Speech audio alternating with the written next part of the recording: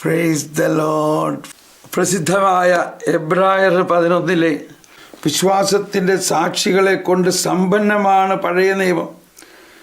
അങ്ങനെ ഉള്ള ആ വലിയ നിര ലിസ്റ്റ് മുഴുവനും കഴിഞ്ഞിട്ട് അവസാനം എഴുതിയിരിക്കുന്നത് എന്താണ്? ഇതെല്ലാം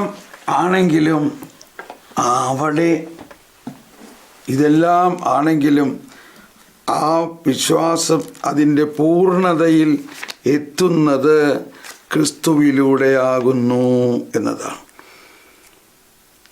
അപ്പോൾ അബ്രാഹാം മുതലുള്ള പഴയ നിയമത്തിലെ വിശ്വാസത്തിൻ്റെ വലിയ അധികാരികളെ കുറിച്ചെല്ലാം വിശദീകരിച്ചു. കണ്ടോ, എല്ലാം വിശദീകരിച്ചു. ഭയങ്കര വലിയൊരു രഹസ്യമാണത്, ഇല്ലേ?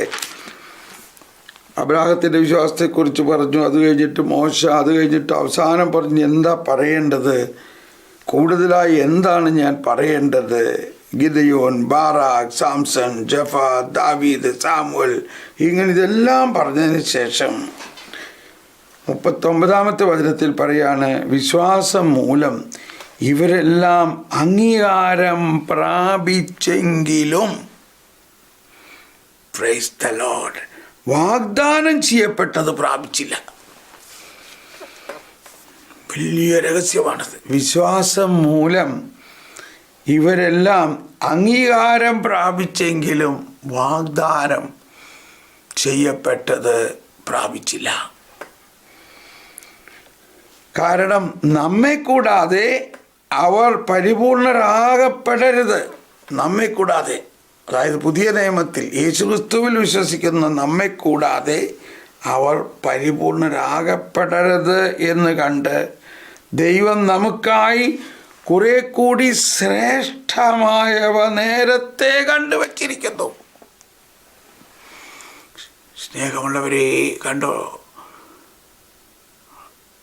നമുക്ക് കുറെ കൂടി ശ്രേഷ്ഠമായവ നേരത്തെ കണ്ടുവച്ചിരിക്കുന്നു.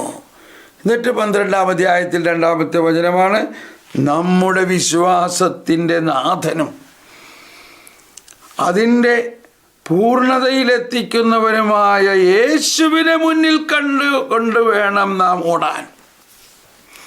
അതാണ് ആ യേശുവിലുള്ള വിശ്വാസത്തിലൂടെയാണ്.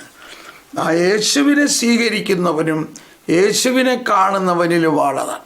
അതാണ് യോഹന്നാന്റെ സുവിശേഷത്തിൽ 1-ാം അധ്യായത്തിൽ 16-ാമത്തെ വചനം പറയുന്നത്, അവൻ്റെ പൂർണ്ണതയിൽ നാം എല്ലാം കൃപയ്ക്കുമേൽ കൃപ സ്വീകരിച്ചിരിക്കുന്നു. ഉണ്ടോ? അവൻ്റെ പൂർണ്ണതയിൽ, യേശുക്രിസ്തുവിലുള്ള വിശ്വാസത്തിലൂടെ പൂർണ്ണതയിലേക്ക് വരുമ്പോഴാണ് കൃപയ്ക്കുമേൽ കൃപ സ്വീകരിച്ചിരിക്കുന്നു. എന്തുകൊണ്ടെന്നാൽ നിയമം മോശ വഴി നൽകപ്പെട്ടു, കൃപയും സത്യവുമാകട്ടെ യേശുക്രിസ്തു വഴി. ദൈവത്തെ ആരും ഒരിക്കലും കണ്ടിട്ടില്ല. പിതാവുമായി ഗാഢബന്ധം പുലർത്തുന്ന ദൈവം തന്നെയായ ഏകജാതനാണ് അവിടത്തെ വെളിപ്പെടുത്തിയത്. മറിയം അബ്രാഹത്തിൻ്റെ വിശ്വാസത്തെക്കുറിച്ചും ആ വിശ്വാസത്തിലൂടെ നമ്മൾ ക്രിസ്തുവിൽ വിശ്വസിക്കുന്നതിലൂടെ നമ്മൾ അബ്രാഹത്തിൻ്റെ മക്കളാണെന്നും ആ മക്കളായതുകൊണ്ട് നമ്മൾ അവകാശികളാണെന്നും എല്ലാം നമ്മൾ മനസ്സിലാക്കി. ഇനി അടുത്തത് മാതാവ്. കണ്ടോ, വിശ്വസിച്ചവളെ ഭാഗ്യവതി, പരിശുദ്ധ അമ്മ മറിയം 148-ാമത്തെ ഖണ്ഡികയാണ്. 148. നമുക്ക് 148ലേക്ക് പ്രവേശിക്കാം. വിശ്വാസ അനുസരണത്തിൻ്റെ അതാണ് നമ്മൾ കുറേ ദിവസങ്ങളായി പഠിച്ചുകൊണ്ടിരിക്കുന്ന ഒരു കാര്യമാണ് വിശ്വാസത്തിലുള്ള വിധേയത്വം, വിശ്വാസത്തിൻ്റെ അനുസരണം.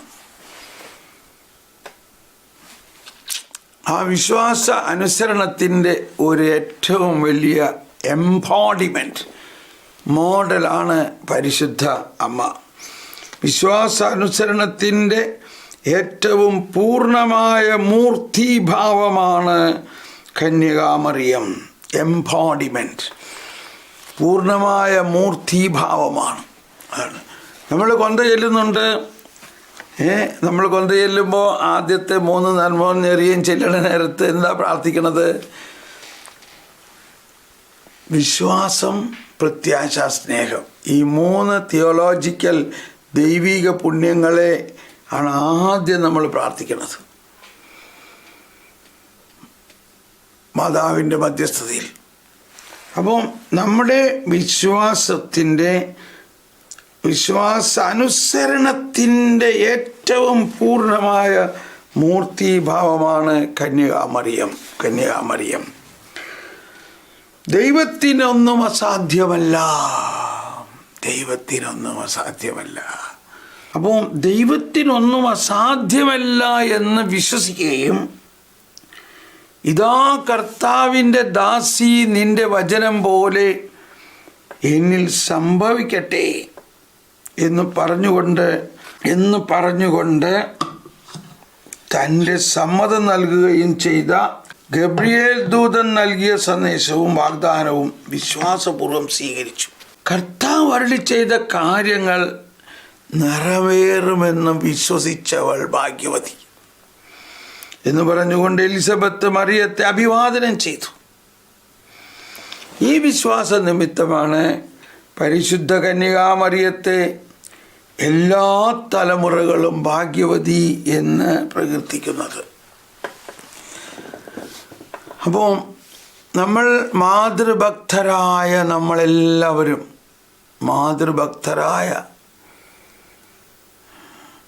നമ്മളെല്ലാവർക്കും ഉണ്ടാകേണ്ട ഒരു വലിയ സന്തോഷം, അല്ലെങ്കിൽ ഇപ്പോൾ എന്നോട് കർത്താവ് പല കാര്യങ്ങളും പറയും. അപ്പോൾ പണ്ട് കാലത്തുണ്ടായ ഒരവസ്ഥയാണ്, ഞാനത് എഴുതി വയ്ക്കും.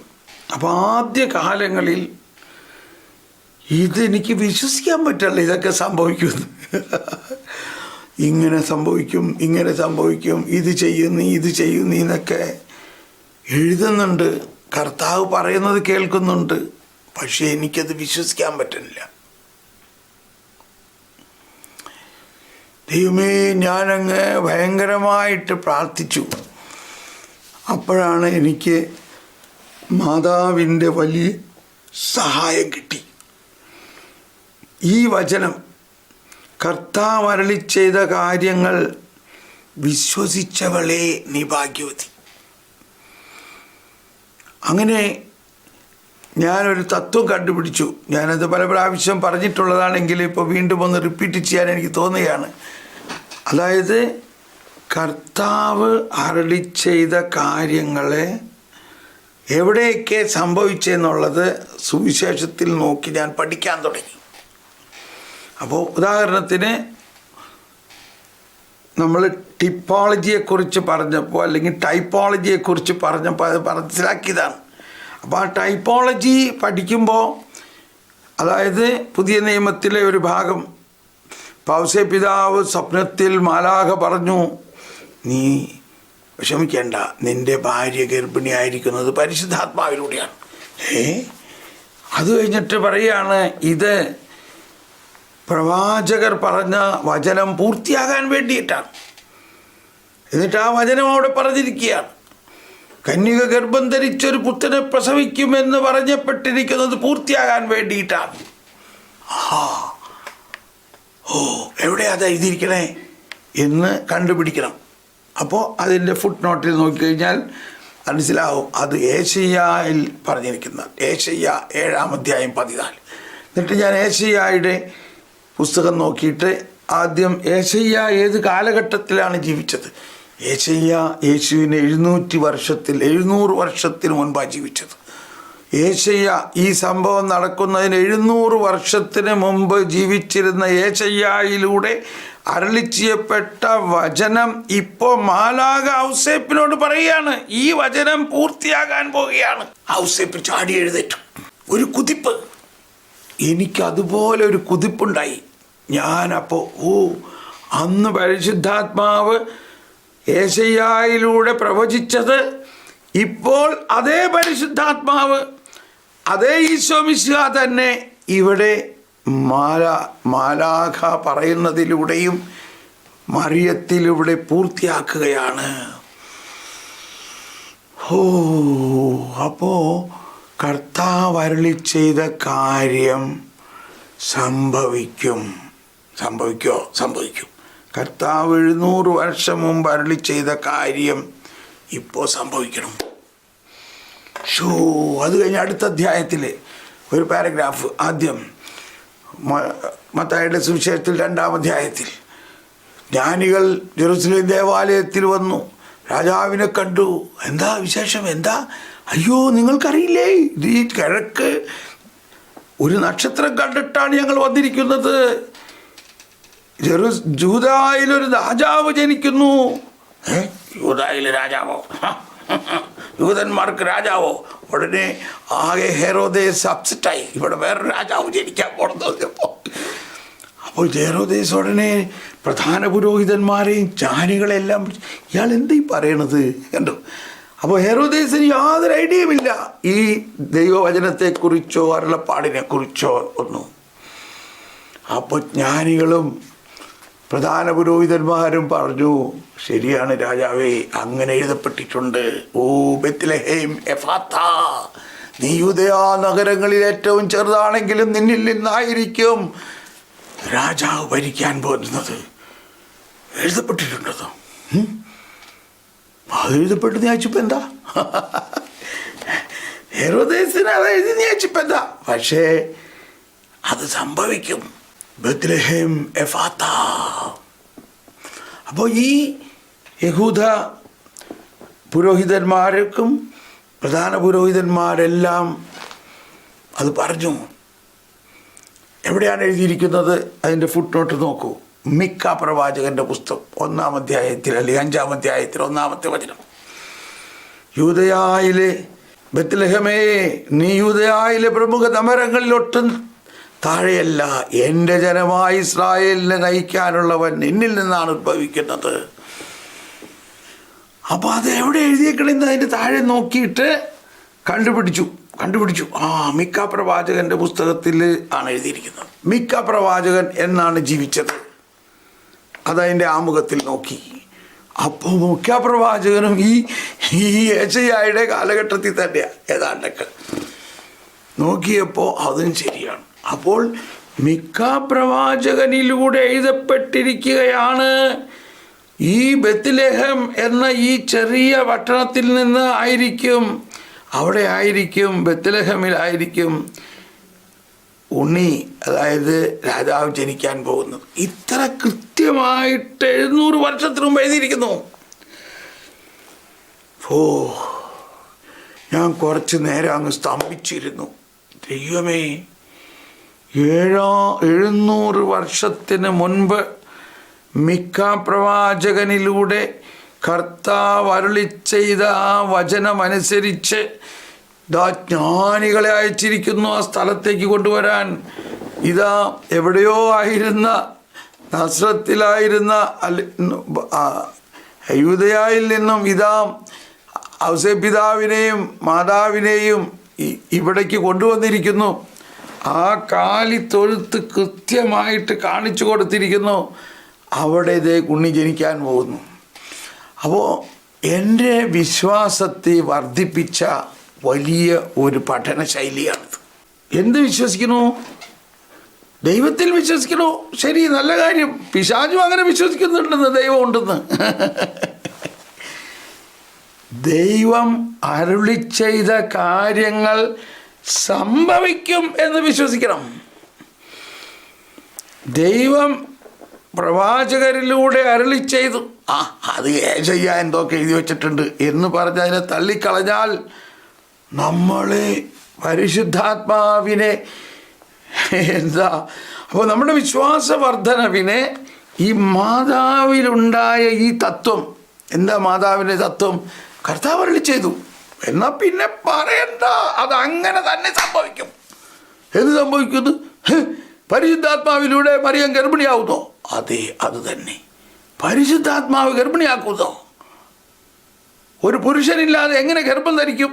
ഇനി തത്വങ്ങളൊക്കെ നിരത്തിയിട്ട് ഒരു കാര്യമില്ല. ഇവിടെയാണ് വിശ്വാസത്തിൻ്റെ അനുസരണം.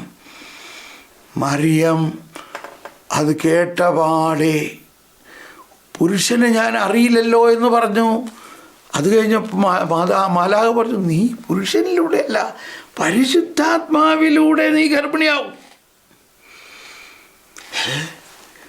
ഹോ, ഇതാ കർത്താവിൻ്റെ ദാസി അങ്ങരളി ചെയ്തവൻ.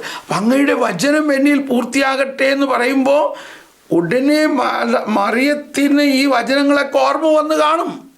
യേശയ്യായിൽ പറഞ്ഞിരിക്കുന്നത് ഒരു കന്യക ഗർഭം ധരിക്കും എന്ന് പറഞ്ഞിരിക്കുന്നത് മറിയത്തിന് തീർച്ചയായിട്ടും ഓർമ്മ വന്ന് കാണും. ഗബ്രിയേൽ മാലാഖ പറഞ്ഞ വചനം മാത്രമല്ല അവിടെ ഓർമ്മ വരുന്നത്. കാരണം പഴയ നിയമമെല്ലാം അവർക്ക് ബൈഹാർട്ടായിരുന്നു. മാത്രമല്ല ആ കാലഘട്ടത്തിൽ എല്ലാവരും പ്രതീക്ഷിക്കുകയാണ് ഏത് കന്യകയ്ക്കാണ് ഈ ഭാഗ്യം കിട്ടാൻ പോകുന്നത്. കന്യക ഗർഭം ധരിച്ചൊരു പുത്രനെ പ്രസവിക്കും. എന്തോ ഒരു അത്ഭുതകരമായൊരു രഹസ്യമാണ്. ഇതിനെക്കുറിച്ച് ഒരു സരളമായ ഒരു കഥയുണ്ട്. അത് പറയട്ടെ. അതായത് വിശുദ്ധ ബർണാദ് പുണ്യവാളൻ, മാതാവിൻ്റെ വലിയ ഭക്തനാണല്ലോ വിശുദ്ധ ബർണാദ് പുണ്യവാളൻ്റെ ഒരു ചിന്തയോ ഒരു സ്വപ്നമോ ആണ്. അതിങ്ങനെയാണ്, ഈശോ ജനിക്കാൻ, ഈശോ അതായത് മംഗളവാർത്ത മറിയത്തിന് ഈശോ ഭൂമിയിലേക്ക് വരാനുള്ള, ഈശോ ഭൂമിയിൽ ജനിക്കുന്നതിനുള്ള സമയമായപ്പോൾ ഈശോയ്ക്ക് സ്വർഗത്തിൽ നിന്നൊരു സെൻഡ് ഓഫ് പാർട്ടി, ഒരു കഥയാണെന്ന് വിചാരിച്ചാൽ മതി. സെൻഡ് ഓഫ് പാർട്ടിയൊക്കെ നടത്തുന്ന നേരത്ത് പിതാവ് പറഞ്ഞു, സ്റ്റോപ്പ്, നിങ്ങൾ മറിയത്തോട് ചോദിച്ചോ. അപ്പോൾ അവിടെ സ്വർഗത്തിലുണ്ടായിരുന്ന മാലാഖമാർക്കൊക്കെ അങ്ങ് അസൂയ വന്നു. പിന്നെ മറിയത്തിനോട് ഇപ്പോൾ ചോദിക്കേണ്ട കാര്യം എന്താണ്? അത് അങ്ങ് നടത്തിയാൽ പോലെ. ഇല്ല, എൻ്റെ വാത്സല്യ മകളാണ് അവളോട് നേരത്തെ ചോദിക്കണം, അവളുടെ സമ്മതം കൂടി വേണം. അപ്പോൾ ആകെ സെൻഡ് ഓഫ് പാർട്ടി അവിടെ നിന്നു. മറിയത്തോട് ചോദിക്കാൻ വേണ്ടി ആര് പോകും? ഉടനെ തന്നെ ഗബ്രിയേൽ പറഞ്ഞു, ഞാൻ പോകില്ല. കാരണം ഞാൻ കുറച്ച് ദിവസം മുമ്പ് പോയി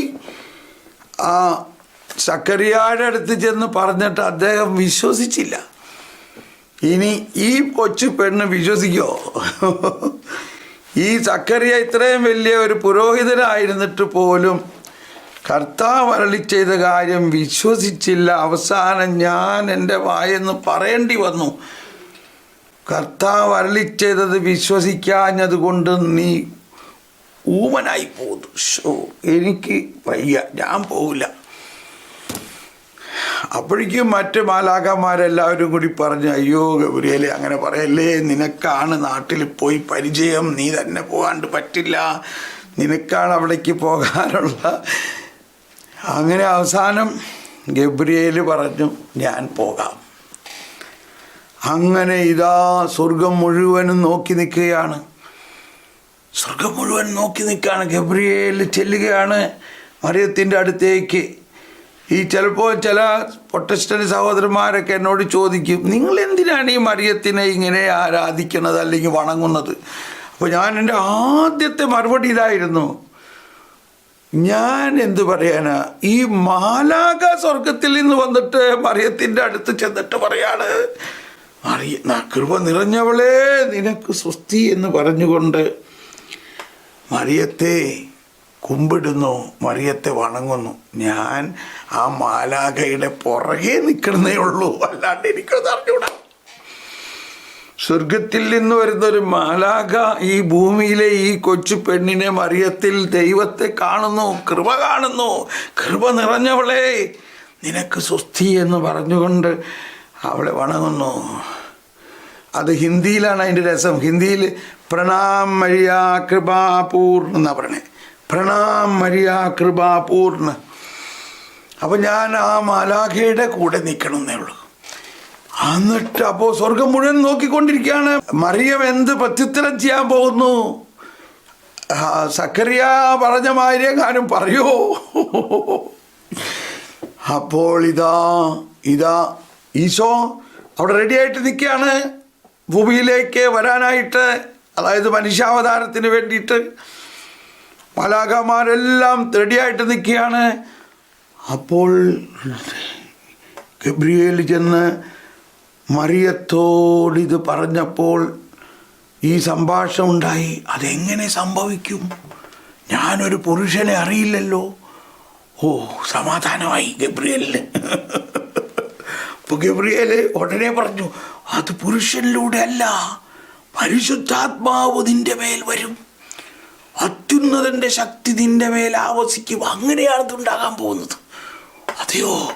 ഓ, ഇതാ കർത്താവിൻ്റെ ദാസി, അങ്ങയുടെ വചനം എന്നിൽ പൂർത്തിയാകട്ടെ.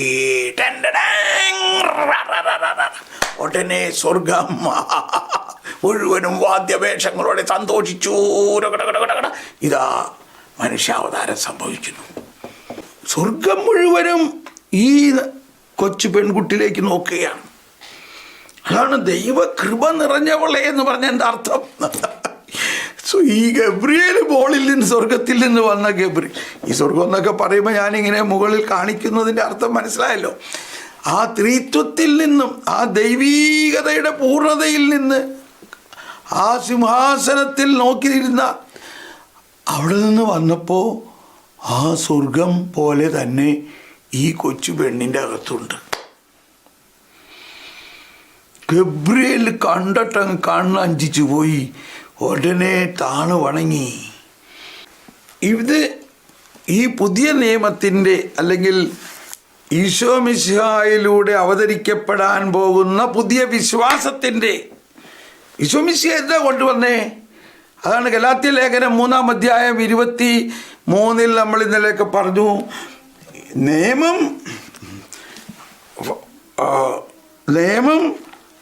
നിയമം ഒരു പാലകനായിരുന്നു വിശ്വാസം ആവിർഭവിക്കുന്നത് വരയ്ക്കും.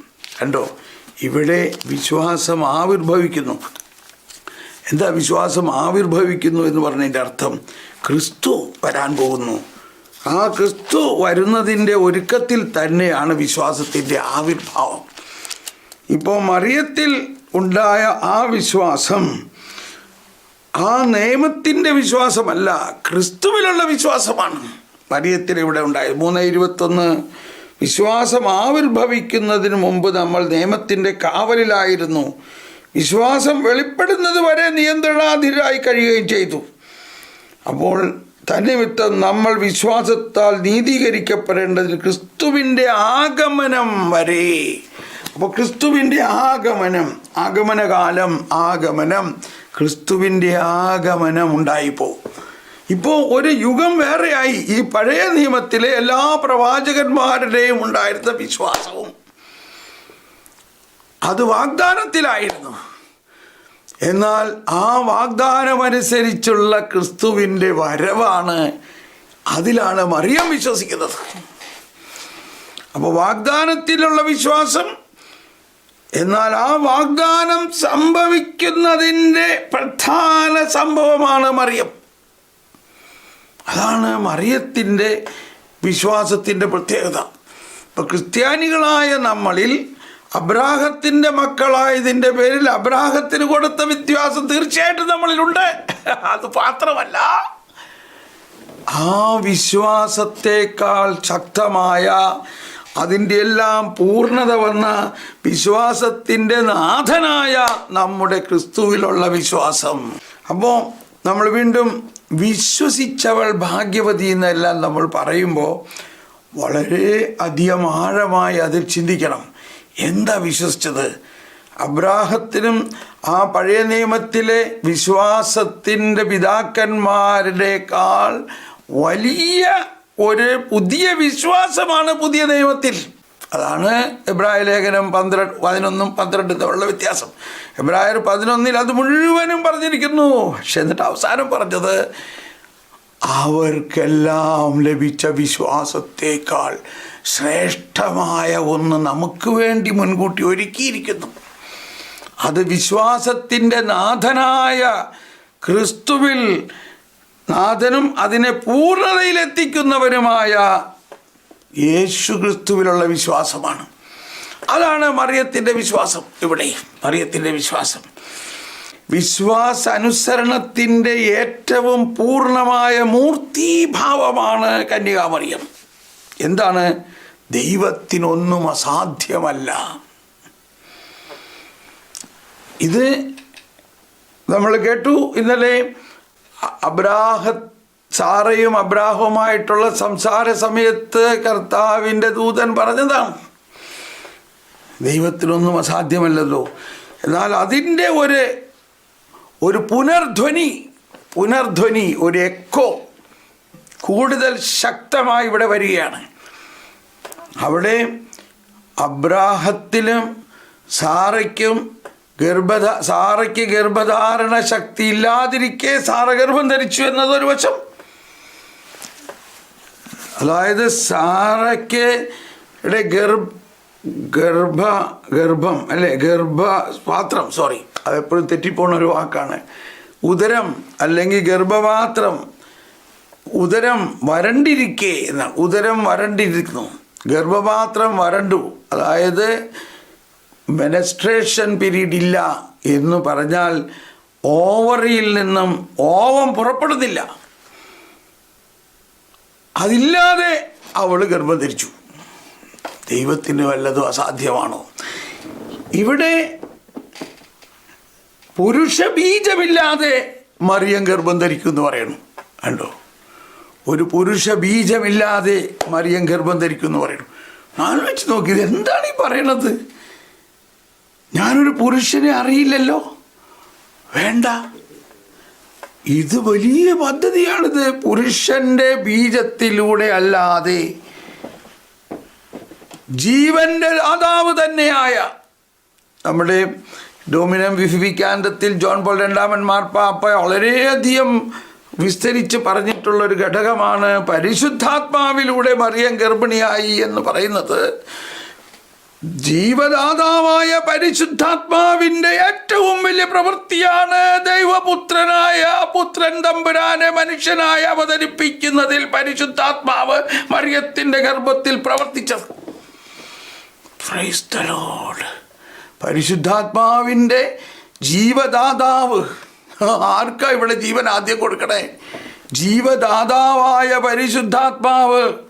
വിശ്വാസ പ്രമാണത്തിൻ്റെ രണ്ടാമത്തെ ഖണ്ഡികയിൽ പുത്രൻ ഈശോ മിശിഹായിൽ ഞാൻ വിശ്വസിക്കുന്നു പറയുമ്പോൾ പരിശുദ്ധാത്മാവിന് റെഫറൻസ് ഇല്ലാതെ നമുക്കത് പറയാൻ പറ്റില്ല. കന്യാമറിയത്തിൽ നിന്ന് പരിശുദ്ധാത്മാവിലൂടെ ഗർഭം ധരിച്ചു. അങ്ങനെ പുത്രൻ ജനിച്ചു. അപ്പോൾ ആ പുത്രനിൽ മറിയം അവിടെ പ്രഖ്യാപിക്കുന്നത് എന്താ?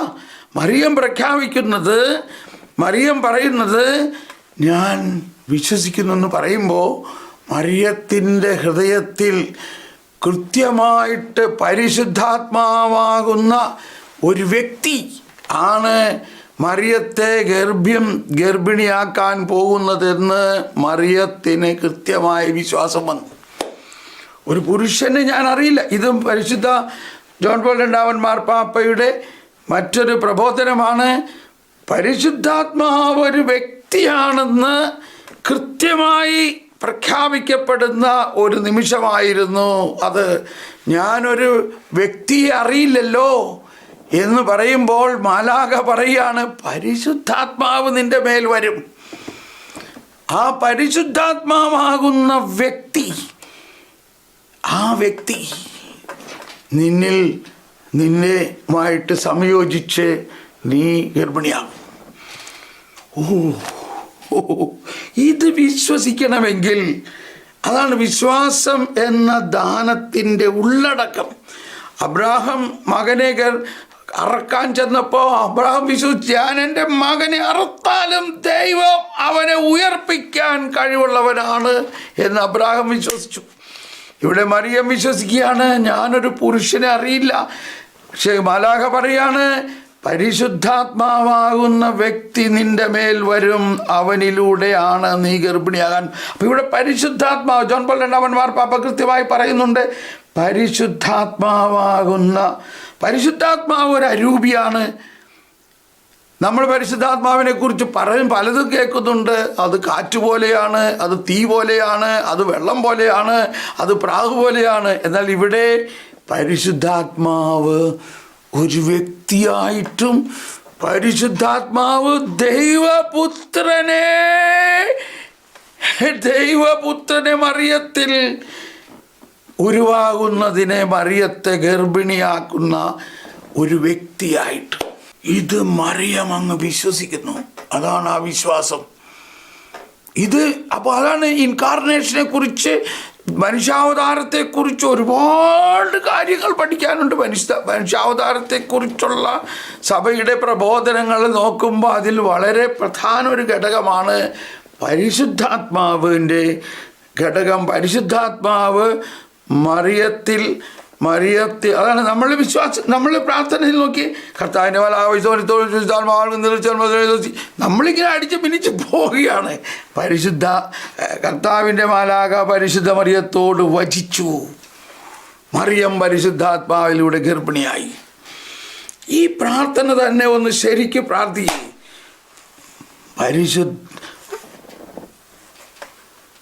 കർത്താവിൻ്റെ മാലാഖ മറിയത്തോട് വചിച്ചു. മറിയം പരിശുദ്ധാത്മാവിലൂടെ ഗർഭിണിയായി. അപ്പോൾ പരിശുദ്ധാത്മാവ് ഒരു വ്യക്തിയാണെന്നും പുത്രൻ തമ്പുരാൻ ഈ ഭൂമിയിൽ മനുഷ്യനായി അവതരിക്കുന്നതിന് വചനം മാംസമാകുന്നു, അതിനെ ഏറ്റവും പ്രധാന ജീവദായക പ്രവൃത്തി നടത്തിയത് പരിശുദ്ധാത്മാവാണ്. അതിനോട് സഹകരിച്ചു. മറിയത്തിൻ്റെ ഏറ്റവും വലിയ സഹകരണം ആവശ്യമായിരുന്നു. അതുകൊണ്ടാണ് മറിയത്തോട് ആദ്യം ചോദിക്കുകയാണ്. മറിയത്തിനോട് ഓട്ടോമാറ്റിക്കലി അങ്ങനെ ഗർഭിണിയാകുകയല്ല, മറിയത്തിൻ്റെ സമ്മതം. അവിടെയാണ് വിശ്വാസത്തിൻ്റെ ഒരു വിശ്വാസത്തിൻ്റെ അനുസരണമാണ്. അപ്പോൾ ദൈവം നമ്മളിൽ ഒരുപാട് കാര്യങ്ങൾ ചെയ്യാൻ തരുന്നുണ്ട്. നമ്മളതിന് സമ്മതിക്കണം. ദൈവം അത്രയ്ക്ക് ബഹുമാനത്തോടെയാണ് നമ്മളോട് പറയുന്നത്, തോമസ് പോളെ, നിന്നെ ഞാൻ ലോക സുവിശേഷവൽക്കരണത്തിന് അയക്കുന്നു. ഞാനപ്പോൾ എന്ത് പറയണം? Yes lord, I am ready. അപ്പോഴാണ് നടക്കണത്.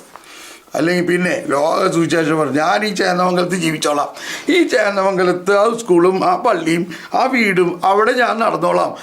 എന്നോട് അപ്പൻ പറഞ്ഞതാണ്, മോനെ 10ാം ക്ലാസ് കഴിഞ്ഞപ്പോൾ പറഞ്ഞതാണ്, TTC ടീച്ചേഴ്സ് ട്രെയിനിങ് പാസ്സാവുകയാണെങ്കിൽ നീ പള്ളി സ്കൂളിൽ നിനക്ക് ജോലിയാണ്. കാരണം അവിടെ വേക്കൻസി ഉണ്ട്. 1.5 വർഷം കഴിയുമ്പോൾ അവിടെ ആളില്ല.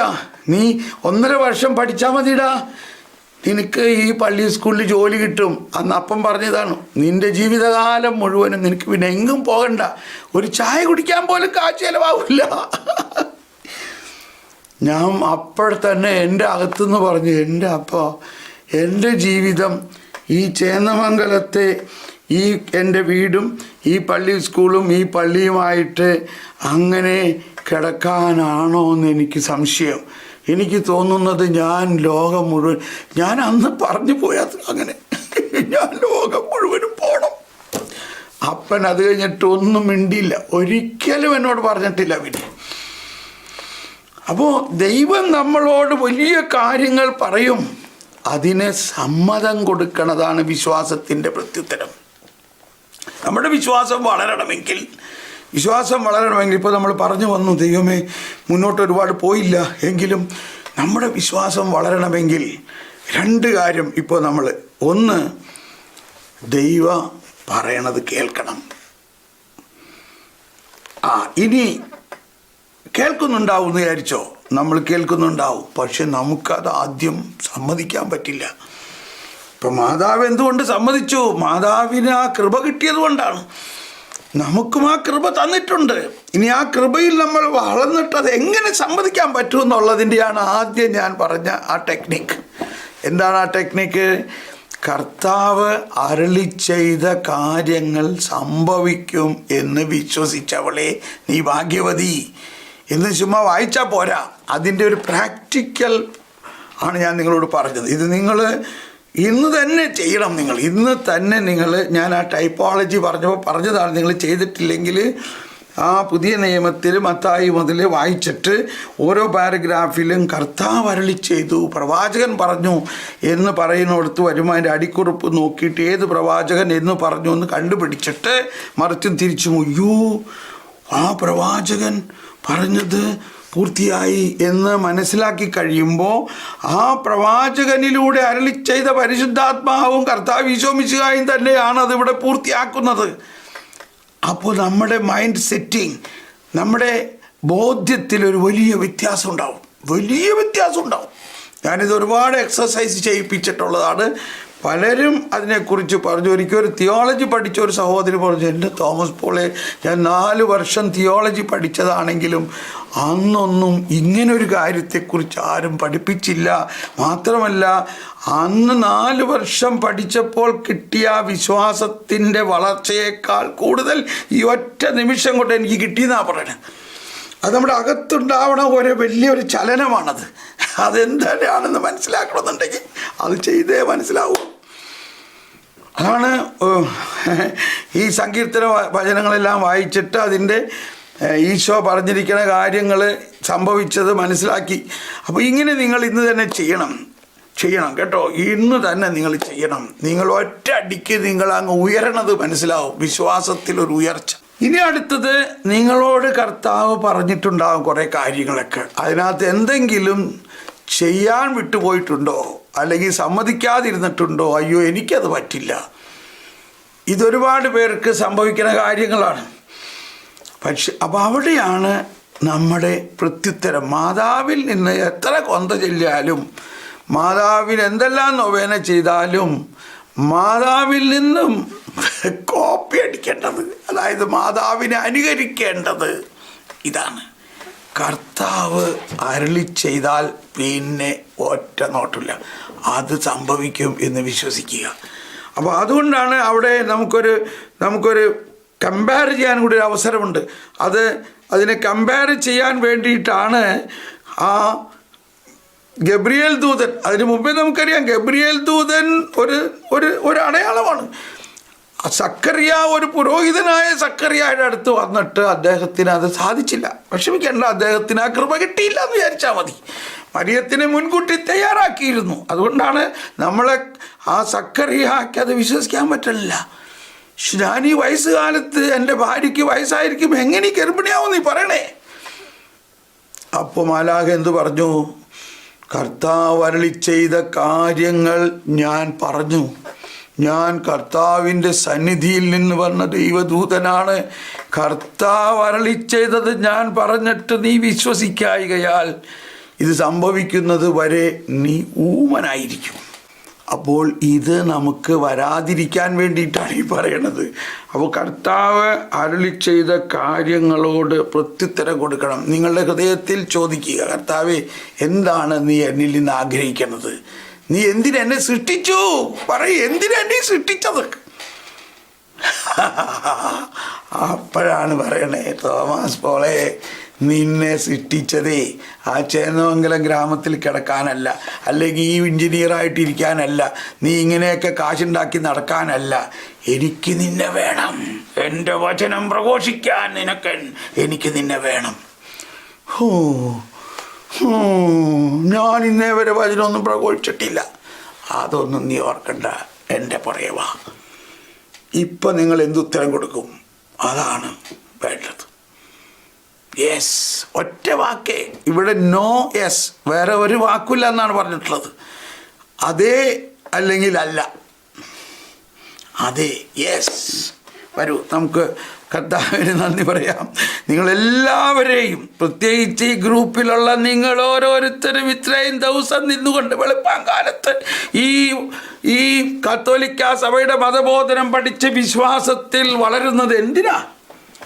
ഇത് അവിടെ ഫ്രിഡ്ജിൽ വെക്കാനല്ല, ഇതവിടെ കൂളറിൽ വെക്കാനല്ല, ഇത് ലോകത്തിൽ പ്രചരിപ്പിക്കാൻ വേണ്ടി കർത്താവ് നിങ്ങളോട് സംസാരിക്കുന്നുണ്ട്.